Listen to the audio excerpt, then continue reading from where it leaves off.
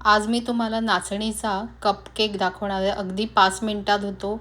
मुलांना आवडेल अशी रेसिपी आहे. मुलं सारखं सारखं मागतील हे 100% गॅरंटी. आणि शिवाय तुम्ही अप्पे पॅनमध्ये बनवणार आहे, म्हणजे जास्तीचा वेळ लागणार नाही. अगदी तुम्हाला वाटेल तेव्हा करू शकता. तर नमस्कार मैत्रिणींनो, गीताज किचनमध्ये तुमचे खूप खूप स्वागत. त्यासाठी इथे आपल्याला मेजरिंग कपचा मात्र वापर करायचा आहे. तर इथे मी 2 टेबलस्पून हे तूप घेतले. तूप जरा वितळून घेतलं. ह्याच्यापेक्षा थोडंसं घट्ट असलं तरी चालेल.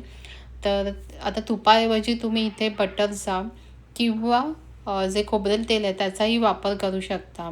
तर आता मी इथे तुपाचा वापर केलेला आहे. त्याच्यानंतर ह्याच्यामध्ये घालण्यासाठी मी साखरेऐवजी जे आपलं गूळ पावडर असते ती घेतली आहे. तर आता ती आपल्याला घेताना फक्त पाव कप मी घेणार आहे. आता आपण जे केक बनवतो आहे तो फक्त जे अप्पे पात्र आहे ते 12चं आहे. तर त्यामुळे त्या प्रमाणातच बनवते आहे मी. तर इथे पाव कप गूळ चांगलं त्या तुपामध्ये मिक्स करून घेतलं. त्याच्यानंतर ह्याच्यामध्ये दूध जे आहे ते दूध मी अर्धा कप घेतलं आहे, पण आपण थोडं थोडं ह्याच्यात घालणार आहोत, कारण अगदी ते मिश्रण आहे ते पातळही होता कामा नये. आधी थोडंसं घालून मी ते गूळ आणि तूप सगळं एकत्र करून घेते. मग पुन्हा थोडंसं घालून घेणार आणि थोडंसं आपल्याला नंतर बाजूला ठेवायचं आहे. जेव्हा आपण ते पीठ मिक्स करणार नाचणीचं, तर लागलं तरच वापरायचं आहे. तर इथे आता मी एक चाळणी घेतली आहे आणि त्याच्यामध्ये जे नाचणीचं पीठ आहे ते नाचणीचं पीठ फक्त अर्धा कप, ते पण दाबून न घेता सपाट घ्यायचं आहे आपल्याला. आणि ते आता मी घालून घेतलं. त्याच्यानंतर कोको पावडर घ्यायची आहे. ती बरोबर आपल्याला 2 टेबलस्पून इतकी कोको पावडर, ती पण आपल्याला सपाट अशी चमच्यासोबत घ्यायची आहे. त्याच्यानंतर ह्याच्यामध्ये जी बेकिंग पावडर आहे ती अर्धा चमचा, ती पण सपाट घ्यायची आहे. आणि त्या खायचा जो सोडा असतो तो मात्र पाव चमचा घ्यायचा. तो आपल्याला सपाटच घ्यायचा आहे, सपाट चमचा घ्यायचा. आणि त्याच्यानंतर थोडंसं चवीला मीठ घालायचं. आता हे सगळं ना चाळून घ्यायचं. आणि चांगलं असं चाळून घेतल्यामुळे काय होतं, सगळे जे आपण साहित्य घातले आहे ते चांगले मिक्स होतात आणि एकत्र होऊन जातात. कुठेही गुठळा वगैरे काय असेल तर ते निघून जातं आणि त्यामुळे जो केक आहे आपला तो छान फुगायला मदत होते. आता इथे तोपर्यंत मी काय केलं, मिक्स करायच्या अगोदर एकदम बारीक गॅस ठेवला आणि अप्पेपात्र तापायला. अगदी काही वेळातच ते अप्पेपात्र गरम होतं. जास्तही गरम करायचं नाही आहे आपल्याला अप्पेपात्र, फक्त ते थोडंसं गरम झालं पाहिजे. आता इथे मी व्हॅनिला इसेन्स घेतला आहे, तो घेतला आहे, पाव चमचा घेतला आहे. आणि आता आपण तो आपण जे विस्कर आहे त्याच्याने ते चांगलं मिक्स करून घेऊया. आता मिक्स केल्यानंतर ना सुरुवातीला तुम्हाला ते पातळ वाटेल, पण काय होतं, जेव्हा आपलं जे नाचणीचं पीठ आहे ते हळूहळू ना सगळं जे दूध आहे ना ते शोषून घेतं आणि नंतर घट्ट होतं. त्यामुळे मी थोडंसं दूध ना वाचून ठेवलेलं, कारण ते थोडं थोडंच घालायचं. अगदी पातळ होता का, म्हणजे जसं थोडा थोडा वेळ जातो ना ते घट्ट व्हायला लागतं. तर खरं तर अर्धा कप दूध प्रमाण बरोबर आहे, पण तरीही ते थोडं वाचूनच घालायचं असतं, कारण प्रत्येक पिठाचं किती शोषण्याचं प्रमाण कमी जास्त असू शकतं. तर आता इथे थोडंसं मला अजून घालावंसं वाटतं, तर मी हे सगळंच अर्धा कप पूर्ण दूध वापरलेलं आहे.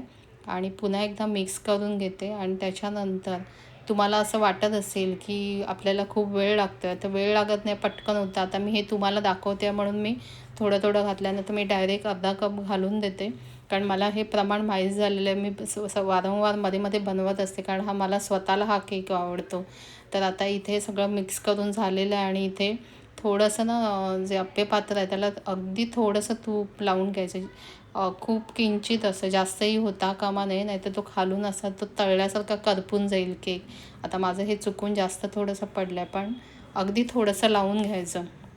आणि त्याच्यानंतर आपण त्याच्यामध्ये हे चोको चिप्स येतात छोटे छोटे, आणि तुमच्याकडे जर कॅडबरी असेल कुठली तर ती घेतली तरी चालेल. जे अवेलेबल असेल ते घ्या. आणि आपला जो टेबलस्पूनचा चमचा आहे त्याच्यानेच ते घाला. बरोबर तेवढंच माप होतं आणि आपल्याला घालायलाही सोपं पडतं. मोठा घेतला की ते बाहेर वगैरे पडू शकतं. तर इथे आधी घालतानाही गॅस बारीकच ठेवायचा आणि बाहेरून आत घालत यायचा, कारण आतमध्ये आधी तो चांगला असा तो शिजायला लागतो. त्यामुळे तो करपू नये, सगळा समान केक आपला झाला पाहिजे याच्यासाठी बाहेरून आत घालत घालत जायचं आहे. आणि त्याच्यामध्ये तुम्हाला वाटल्यास आतमध्येही थोडंसं घालून आतमध्ये तुम्हाला जर चॉकलेट्स वगैरे घालायचं असेल तर तसंही करू शकता, किंवा तुम्ही वरून टॉपिंग्स म्हणून ते जे चॉकलेट्स आहेत छोटे छोटे, काही तुम्ही इथे चॉकलेट फ्लेवर घालू शकता तुमच्या आवडीनुसार. तर मी आता इथे वरून थोडे थोडे घालते आहे. आणि त्याच्यानंतर जे मी तुम्हाला कॅडबरी चॉकलेट दाखवले तीही एक दोघांमध्ये मी घालून दाखवणार आहे.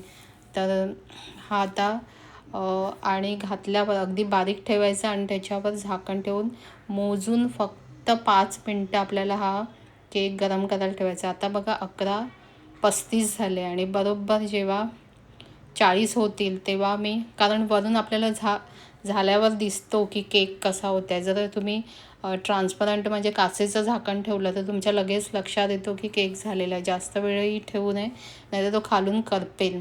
अगदी मोजून 5 ते 6 मिनटं. आता हा झालेला आहे आणि मी गॅस बंद केला आहे. आणि आता मी तो दुसरीकडे काढून घेणार. त्या आप्पे पात्रातनं पण आपल्याला लगेच काढून घ्यायचं आहे, कारण पात्र गरम असलं तर तो खालून करपत राहील, करपून जाईल. याच्यासाठी मी एका प्लेटमध्ये हे सगळे जे कपकेक आहे नाचणीचे ते काढून घेते. आणि त्याच्यानंतर काढल्यानंतर थोडा वेळ ते थंड होईपर्यंत एका टॉवेलने झाकून ठेवायचं आणि थोड्या वेळाने त्याच्यावर थोडंसं तूप लावायचं, जेणेकरून वरून ते कोरडं होऊ नये. तर इतका सोप्पा केक आहे. अगदी मुलांना तुम्हाला जर डब्यात घालून द्यायचं असेल तरी पार्टीला पण हा तुम्ही करू शकता. इतका इझी आणि पटकन होणारा केक आहे. शिवाय पौष्टिक, म्हणजे याच्यामध्ये आपण मैदा न वापरता नाचणीचं पीठ वापरलेलं आहे. तर मुलं नाचणीचं पीठ खायला कंटाळा करतात, तर तुम्ही अशा प्रकारेही त्यांना खाऊ घालू शकता. बघा की तिच्यात खालूनही छान भाजला गेला आहे आणि तुम्हाला एक तोडूनही दाखवलेला, तो आतून कुठेही कच्चा राहिला नाही. आणि 5 पीसेस म्हणजे 5 मिनटात होतो. इतका सोपा केक आहे. तर तुम्हीही करून बघा, कारण माझ्या पुतणीच्या मुलीला मी हा करून दिला, तिला खूप आवडला आणि ती सारखा सारखा हा केक मागून खात होती. म्हणून म्हटलं आज तुम्हाला ही रेसिपी दाखवूया. तर व्हिडिओ आवडला असेल तर व्हिडिओला लाईक, शेअर आणि सबस्क्राईब करा. धन्यवाद.